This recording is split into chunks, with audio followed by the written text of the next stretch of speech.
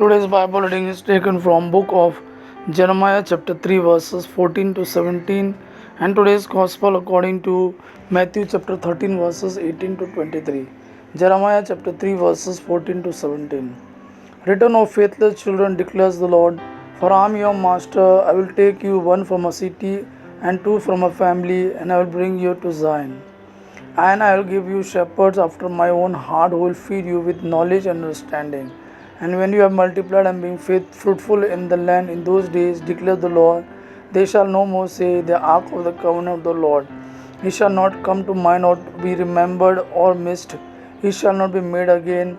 At that time Jerusalem shall be called the throne of the Lord, and all nations shall gather to it, to the presence of the Lord in Jerusalem.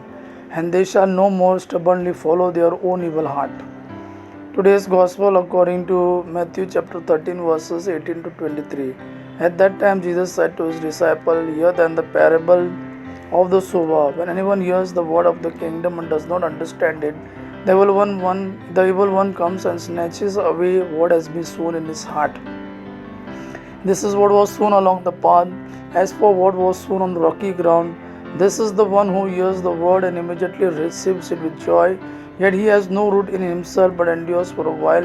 And when tribulation or persecution arises on account of the word, immediately he falls away.